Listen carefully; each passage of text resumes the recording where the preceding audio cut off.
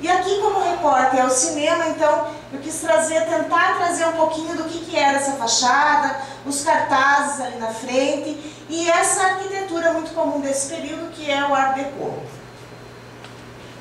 Então, isso que era para estar depois daquela anterior, com relação às datas e aos números, a lotação desses cinemas, há que se considerar que nessa época, homens e mulheres da área urbana somavam 3.951 habitantes. Eu acho, no mínimo, muito curioso, né? Muito audacioso. Então, era um pensamento que visava um período futuro, com certeza.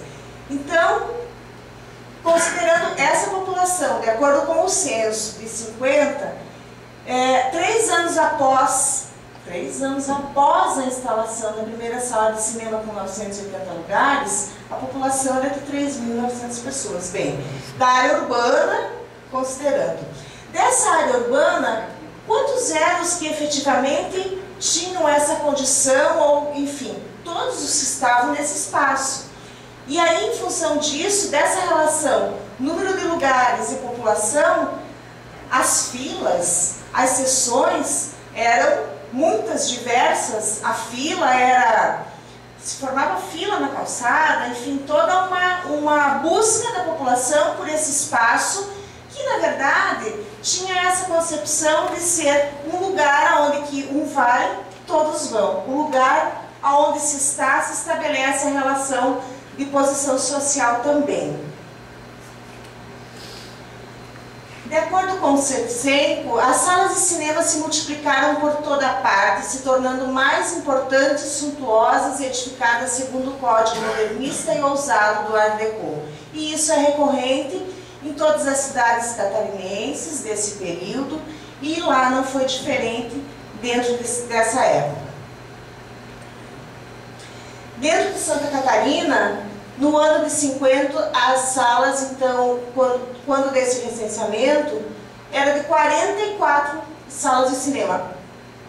Contudo, entre 46 e 48, 19 locais do gênero iniciaram suas atividades. Entre elas, o Cine Luz, entre 46 e 48, que foi em 47. Então, é um período onde que existe toda uma busca dentro desse ideal, que tem o ideal de beleza dentro dos padrões americanos, mas que surge também o cinema nacional, e que tem esse lugar de visibilidade, da pessoa poder estar e ser vista também. Não só ver, mas ser vista num local de circulação da sociedade da época. O cinema, então, além de ser um evento, né, confirmando isso, era uma opção de lazer e cultura para a população que viveu esse período. O que fazer? Bom, então, ao cinema. E alguns recortes que vêm a seguir. Você podia passar um depois da cabeça, né? Mais um? Aí. Então, assim, dos jornais da época, esses anúncios eram publicados no jornal, essa publicidade era feita. Então, para hoje, o Cine Luz anuncia matinê, e olha o detalhe da escrita, que é matinê, com 2 E's, um acento no E, então toda aquela recorrência também de uma cultura a outra, que se instala num espaço em que isso tudo é muito distante, mas que ao mesmo tempo se aproxima, porque está presente ali nesse jornal de circulação semanal no município. Às 14 horas, às 16h30 e às 20h, um outro, e para o próximo, anunciando ainda para a próxima semana, dia 30, e o domingo, dia 31, enfim. Era uma programação intensa para uma população urbana de 3.951 pessoas, sem dúvida.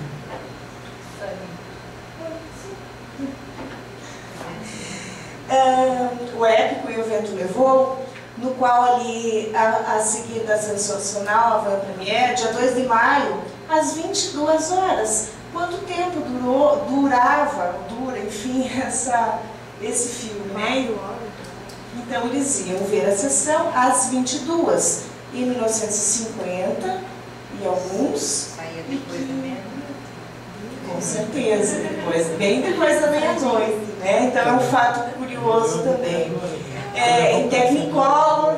Então, alguns dados que nos revelam alguns aspectos muito curiosos para esse período e para esse lugar, que poderia estar um pouco ou bem distante dessa relação com os grandes centros ou com esse espaço mais circulado culturalmente, mas que tinha também essa inserção cultural nesse tempo. E algumas outras publicidades, então, Horizonte de Glórias, John Wayne, e aqui mais uma lista, né, de filmes. E aí os horários variavam um pouco, enfim, algumas curiosidades que a gente vai descobrindo na leitura mais minuciosa desses anúncios. E alguns deles continham imagens, né? E essa coisa de chamar a atenção através da imagem quando do início do cinema. Aqui no primeiro ano de existência, onde que a relação forte com a imagem chamando para a publicidade, não só a escrita. Então, o cinema, algo diferente, novo, então a imagem poderia estar chamando mais essa atenção do público. Mais uma dessa época de 48. Essas duas publicidades. Agora você volta 1, 2, 3, 4, 5. Um pouquinho mais. Aí. Então, essa construção do imaginário da sociedade foi, sem dúvida, muito significativa, pois então produziu a questão dos desejos, interesses e sonhos no que diz respeito aos modos de vestir e essa toda maneira de se colocar enquanto pessoa, né, que estava se relacionando com esse mundo que vinha com um cinema hollywoodiano e todo esse perfil de imitação de um padrão que com certeza não era local, mas que era emprestado, mas que acabou sendo incorporado nessa cultura local. E, mais uma vez, o autor citado anteriormente, o fato de ir ao cinema pelo menos uma vez por semana vestindo a melhor roupa, tornou-se uma obrigação para garantir a condição de moderno e manter o reconhecimento social, a questão da visibilidade. Aí você pode passar essas.